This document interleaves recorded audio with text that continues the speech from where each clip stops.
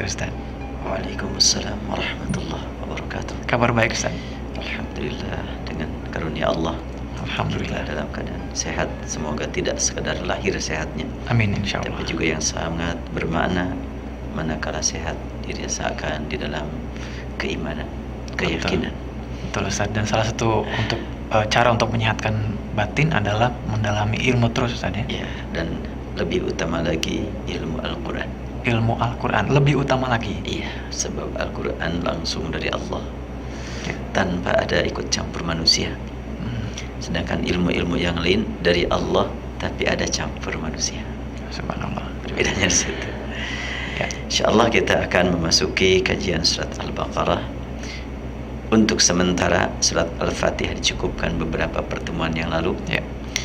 Dan kita akan memasuki surat kedua, surat yang paling panjang, diawali dengan bimbingan ilahi yang mengantarkan seluruh umat manusia untuk mengetahui di mana dirinya berada. Kenapa memang? Sebab di awal Al-Baqarah diterangkan ada 3 kelompok manusia. Pertama yang disebut dengan muttaqin, hudan lil muttaqin, itulah orang-orang yang bertakwa. Menurut riwayat Hafaz dari qiraat Asim, ayat yang berbicara tentang muttaqin ada 5 ayat. Dilanjutkan dengan 2 ayat berbicara tentang alladzina kafaru, orang-orang yang telah kufur. Cukup 2 ayat. Karena memang untuk mengetahui orang kufur sangat gampang. Apabila orang menentang Al-Quran, menentang sunnah Rasul, menentang ketauhidan, sudah kafir. Tapi untuk mengetahui orang yang bertakwa, boleh jadi ikut sholat, boleh jadi ikut berzakat, benar enggak dia muttaqin? Masih dipertanyakan. Karena itu 5 ayat berbicara muttaqin, 2 ayat berbicara tentang orang-orang yang kufur. Dilanjutkan dengan 13 ayat menerangkan tentang orang yang mengaku mukmin padahal tidak mukmin, pura-pura beriman. Namun yang sangat menarik buat kita, 3 kelompok ini. Kelompok pertama diungkapkan dengan kata sifat, muttaqin, itu kata sifat. Kalau kata sifat kemanapun terbawa. Kelompok kedua kafaru dengan kata kerja. Artinya kekufuran itu muncul tenggelam. Boleh jadi ada orang yang memang tidak menerima Quran, tidak menerima hadis, tidak menerima ketauhidan, tapi nggak kelihatan. Sebab memang kekufuran muncul tenggelam. Ada orang yang baik, kelihatan manusia, padahal dia tidak baik di hadapan Allah. Dan ayat yang paling banyak setelahnya pembahasan orang muttaqin dan orang kufur adalah menerangkan kepada kita tentang sifat-sifat orang munafik, tapi tidak disebut kata munafik. Dari mulai wa minan nasi man yaqulu amanna sampai innaka ala kulli syai'in qadir, itu tidak ditemukan kata munafiknya. Bahwa ala kulli syai'in qadir itu tidak disebutkan kata munafiknya. Memberi gambaran kepada kita bahwa untuk mengetahui kemunafikan seseorang memang tidak gampang. Bahkan boleh jadi di tengah-tengah masyarakat ahli ibadah ada orang munafik yang sama sekali sulit untuk diketahui. Bahkan lebih dari itu harus kita waspadai sifat-sifat munafik yang ikut ke kita kemanapun kita pergi. Ini yang sangat penting untuk kita waspadai. Jangan sampai cuma melihat orang lain, wah ini orang ini kena sifat munafik, wah ini kemunafikan ada pada diri dia, padahal pada diri orang yang mengatakannya juga ada. Nah, sangat penting bagi kita untuk mengkaji beberapa ayat ini. Setelahnya dikemukakan tanda-tanda kedua kelompok tadi, yaitu muttaqin dan juga kafirin. Maka 2 kelompok yang tadi berseberangan, muttaqin dan kafaru. Sementara yang 13 ayat berikutnya ini sulit untuk diketahui. Kendati pun ayat yang menjelaskan tentang tanda-tanda munafik itu begitu banyak, namun ya setelahnya dicari mana kata munafiknya, nggak ada. Sangat bermakna buat kita. Pertama, orang-orang yang terkena sifat munafik boleh jadi berada di tengah-tengah kita dan kita sulit untuk menentukannya yang mana yang munafik. Kedua, kita tidak diperkenankan untuk tergesa-gesa menjatuhkan vonis kepada orang-orang yang belum jelas keimanannya atau kekafirannya. langsung saja kamu munafik, bahaya itu. Akan tapi harus bagaimana? Paling juga kita berkata pada dirimu terdapat sifat-sifat munafik. Itu masih aman. Kita tidak memvonis sebagai orang munafik, karena munafik dengan kita berlawanan. Apabila dia mukmin cuma ada sifat-sifat munafik, lalu kita katakan munafik, berarti dia lawan kita. Bila dia dalam keadaan sedang mukmin, lawannya non mukmin, kembali kepada kita. Masya Allah, ya. Harus hati-hati. Dan itu sering orang berkata, kamu munafik, bahaya itu. Buat pendengar MGFM jangan itu. Jadi sudah harus tidak diucapkan. Ya, jangan berkata begitu. Kemunafikan itu sulit untuk diketahui, karena itu kita mesti memelihara lisan agar bersih dari kata-kata yang mengandung tuduhan munafik kepada orang yang belum kelihatan kemunafikannya. Realita di lapangan ternyata sering kita mendengar ungkapan yang memang ini membahayakan. Orang yang mengambil pelajaran dari ayat-ayat ini tentu tidak akan mudah untuk mengatakan hal itu. Akan tapi cukup dengan menyebutkan sifat-sifat tercela dengan niat untuk mengingatkannya agar segera dapat menghindarkan diri dari sifat tercela itu, dan juga agar orang lain pun berupaya untuk menghindarkan diri dari sifat-sifat itu. Surat yang paling panjang ini menempati nomor urut kedua meski turun setelah Rasulullah SAW hijrah ke Madinah. Hal tersebut tentu merupakan tauqifi, artinya tauqifi itu langsung dari Allah. Urutan surat Al-Quran itu bukan pemikiran Rasul, bukan pula pemikiran sahabat, tapi Rasul menerima dari Allah Subhanahu wa Ta'ala. Itu yang disebut dalam istilah bahasa ilmu Al-Qurannya disebut tauqifi. Ada tauqif, ada taufik, beda ya? Beda. Artinya kalau taufik itu sesuai, kita punya program dan tepat sesuai aturan Allah. Kalau tauqif itu aturan dari Allah yang kita terapkan dan tidak kita rubah-rubah. Susunan surat Al-Fatihah dari Alhamdulillah sampai kalimat waladhdallin itu tauqifi dari Allah, bukan dari Rasul. Seperti hanya dalam surat Al-Fatihah ditemukan perbedaan dalam penomoran ayat, demikian pula halnya dalam surat Al-Baqarah ditemukan perbedaan dalam penetapan nomor ayat. Namun demikian, kandungan surat dan urutan ayat tidak ada perbedaan antara satu qiraah dengan qiraah lainnya. Pada waktu pembahasan surat Al-Fatihah sudah disampaikan di sini bahwa Allah Subhanahu wa Ta'ala menurunkan Al-Quran tidak satu qiraat, tapi beberapa qiraat. Yang populer sampai saat ini 10 qiraat, dan itu sah dipakai sholat. Nah, pada waktu pembahasan surat Al-Fatihah dijelaskan ada yang menetapkan Bismillah sebagai ayat pertama, ada yang menyatakan Bismillah belum masuk surat Al-Fatihah tapi Alhamdulillah baru ayat pertama. Namun surat Al-Fatihah tetap sepakat itu 7 ayat. Nah, untuk Al-Baqarah sedikit berbeda. Kandungan surat dan urutan ayat tidak ada perbedaan antara satu qiraah dan qiraah lainnya. Perbedaan tersebut ditemukan dalam ayat-ayat tertentu yang dinyatakan satu ayat menurut satu qiraat dan 2 ayat menurut qiraat lainnya. Ayat seperti ini antara lain ditemukan pada awal surat Al-Baqarah. Perbedaan ini berpengaruh tentunya bagi jumlah keseluruhan ayat dalam satu surat dan berpengaruh juga bagi maknanya. Namun pengaruh itu tidak lain kecuali menjadi tafsir bagi yang lainnya, saling menafsirkan antara satu dengan yang lain. Surat Al-Baqarah diawali dengan Alif Lam Mim. Apakah Alif Lam Mim itu ayat 1 atau awal ayat 1? Itu perbedaannya di situ. Untuk qiraat Asim, Al-Kisai, kemudian Hamzah itu ayat 1. Dan dzalikal kitabul la raiba fihi hudal lil muttaqin itu ayat 2. Tapi menurut qiraat Ibnu Amir, Abu Amr, Ibnu Katsir dan Nafi' itu adalah satu ayat. Satu ayat. Ya. Alif Lam Mim Dzalikal kitabu la raiba fihi hudan lil muttaqin. Itu satu ayat.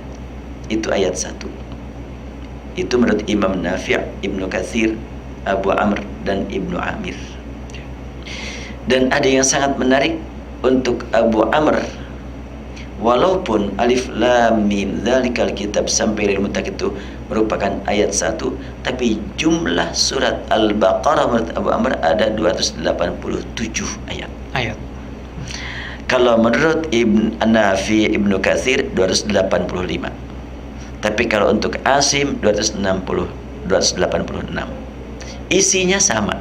Cuma ditemukan nanti di tengah-tengah surat ini ada yang disebut satu ayat menurut satu qiraat, ada yang dipandang 2 ayat menurut qiraat yang lain. Ya, perbedaan di tengah-tengah gitu. Iya. Di tengah-tengah dan di awal ini. Ya. Dan itu tidak berpengaruh keluar bagaimananya. Tetap maknanya adalah sama, bahkan saling mengukuhkan antara satu dengan yang lainnya. Nah, surat Al-Baqarah diawali dengan alif lam mim. Tulisan alif lam mim terdiri dari 3 huruf. Kalau kita mau menulis sesuai dengan bacaan, itu tidak akan 3 huruf itu. Bisa-bisa 9 huruf.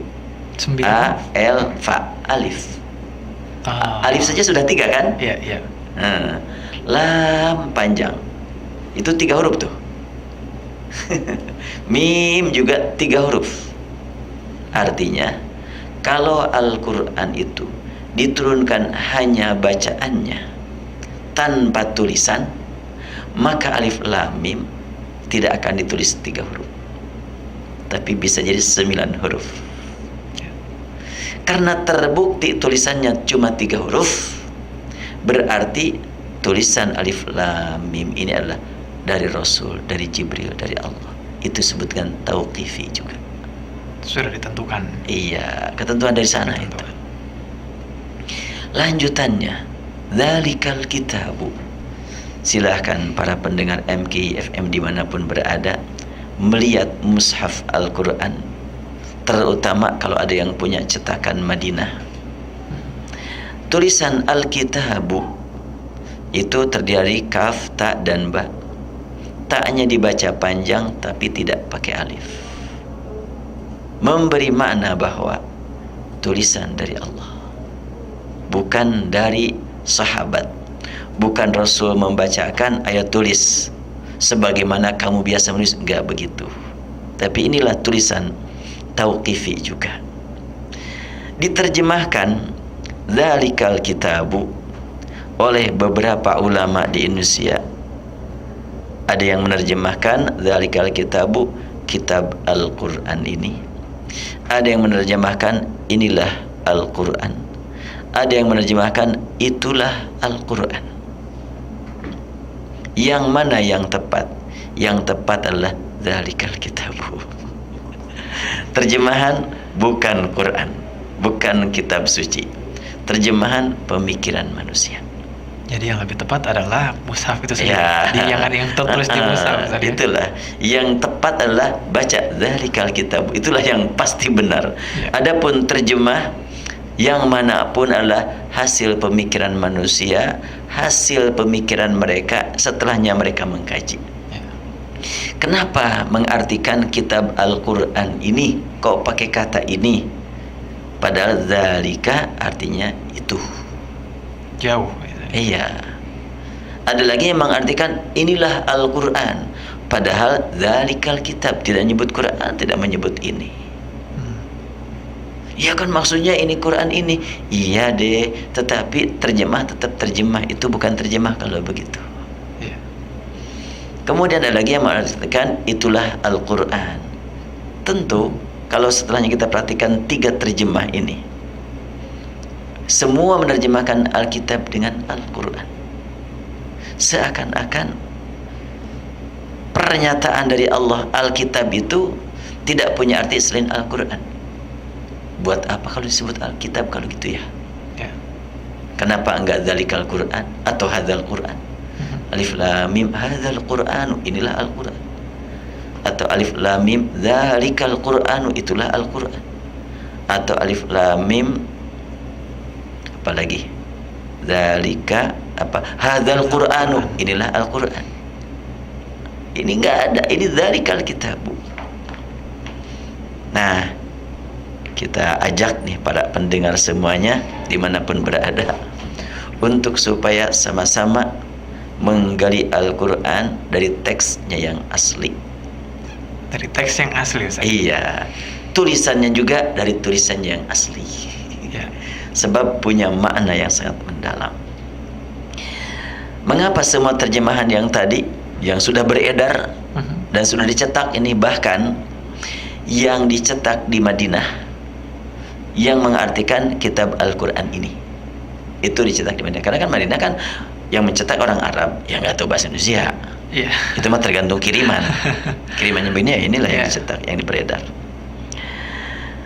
Apakah makna Al-Quran sama dengan makna Alkitab? Jika sama, kapan harus menggunakan lafaz masing-masing dari dua lafaz tersebut? Dan ya untuk apa dua lafaz dipilih untuk satu makna kalau memang maknanya sama? Tentunya punya makna yang berbeda.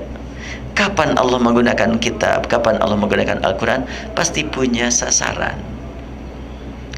Nah, di sini mungkin agak berbeda nih kajian Al-Quran di MKI FM ini, berbeda nih daripada yang biasa nih.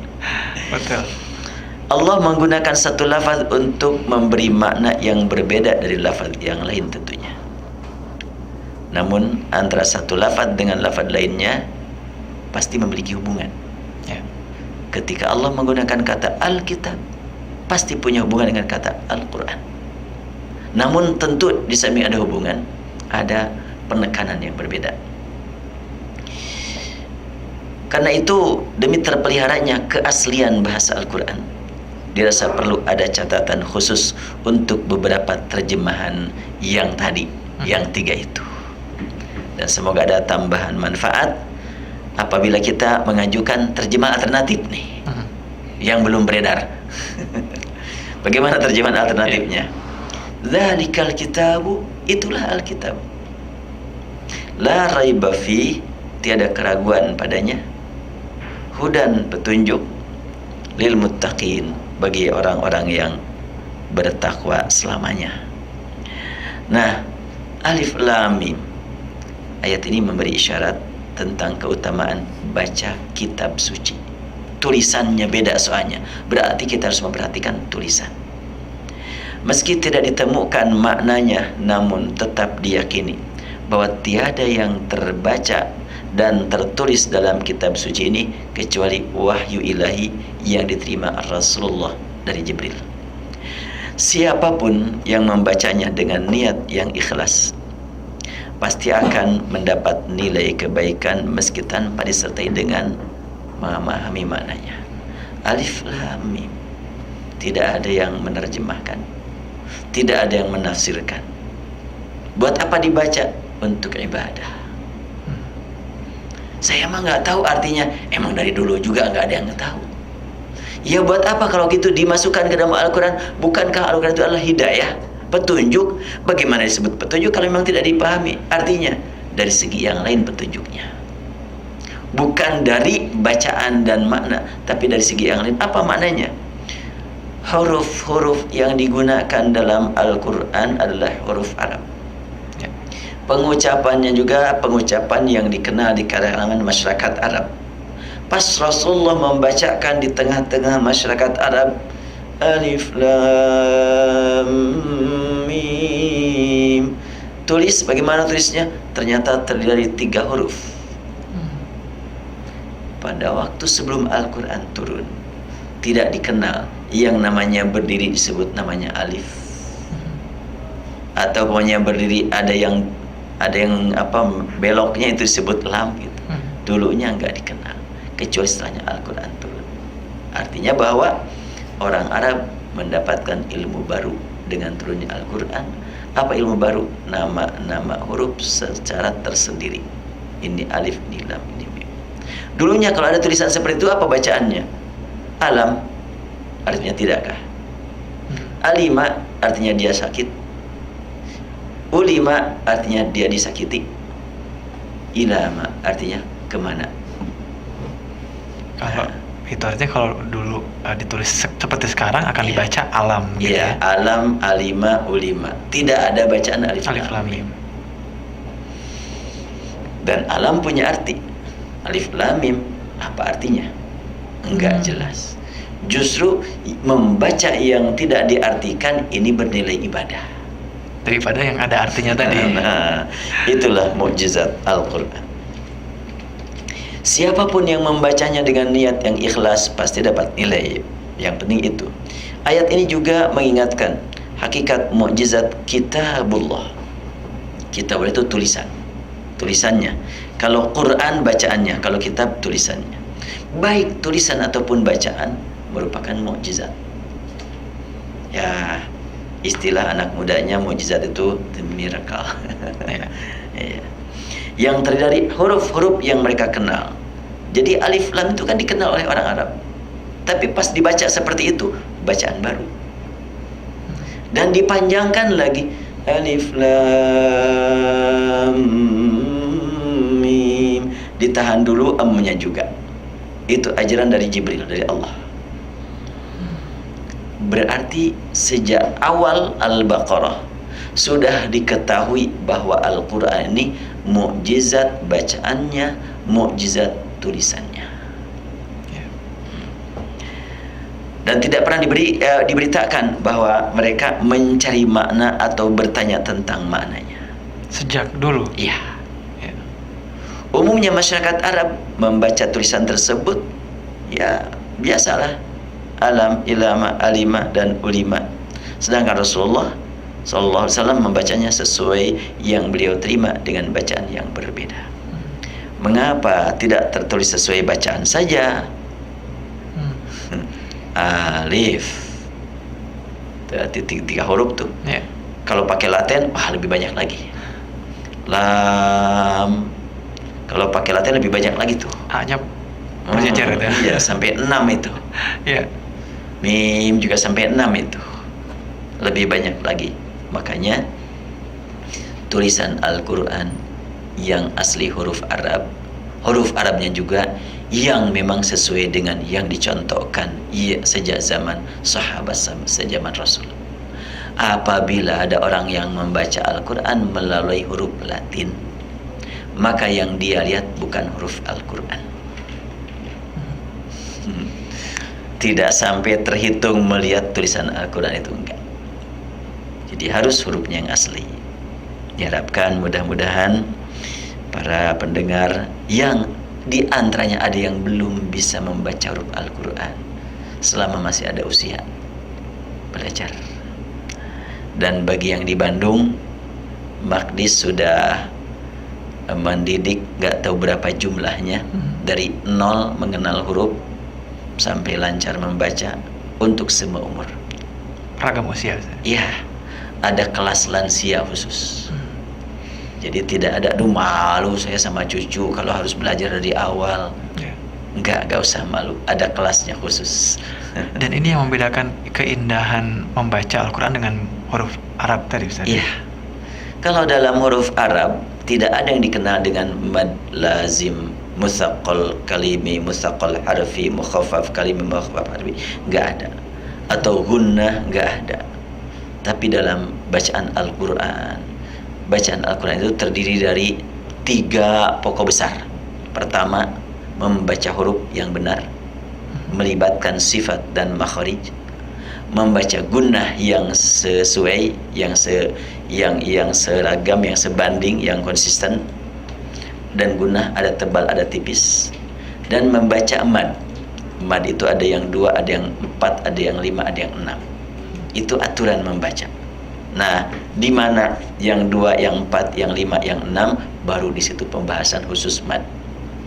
Kapan gunnah yang tebal, kapan gunnah yang tipis, ada khusus pembahasan.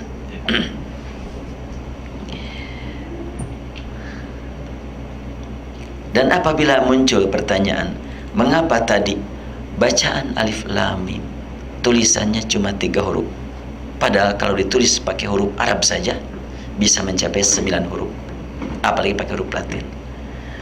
Jawabannya adalah mudah. Apa jawabannya? Itulah tulisan Quran. Dzalikal kitabu. Ya. Jadi ketika orang membaca alif lam mim di situ merenung, Bertanya mungkin. Ya. bertanya-tanya apa langsung dijawab dzalikal kitab. Subhanallah ya. Jadi dzalikal kitab itu sudah merupakan jawaban terhadap pertanyaan tentang alif lam mim itu. Betul. Makanya satu kesatuan antara alif lam mim dzalikal kitab. Selama ini kita mencari-cari Ustaz, jawabannya di mana gitu, kenapa alif lam mim? Karena di depannya langsung ada jawaban. Dzalika itulah jauh tuh. Ya. Enggak dekat, jauh. Makanya terjemahan yang pas itu kalimat dzalika terjemahkan dengan itulah. Jadi itulah kitab. Iya, itulah kitab. Tulisannya seperti itu. Ya. Jadi kan kitab itu tulisan itu. Arti Al-Quran bacaan. Al-Quran bacaan. Dzalika itulah isyarat kepada yang jauh. Dan yang diberi isyarat di sini adalah kitab. Kitab suci yang senantiasa dibaca umat tanpa berhenti. Coba, ada kitab suci yang lain selain Al-Quran yang bacaannya tidak pernah berhenti. Di sini sekarang sedang tidak dibaca, di tempat yang lain sedang membaca. Ya. Di Bandung sekarang mungkin terutama di masjid-masjid besar tidak ada yang sholat karena sholat berjamaah sudah selesai. Sholat sunat tidak ada pada asar. Tetapi di sebelah barat baru mulai sholatnya. Lebih barat lagi mungkin masih sholat duhur. Ya. Lebih barat lagi mungkin masih sholat subuh. Dan tidak pernah berhenti Alkitab dibaca. Belum lagi surat Al-Fatihah.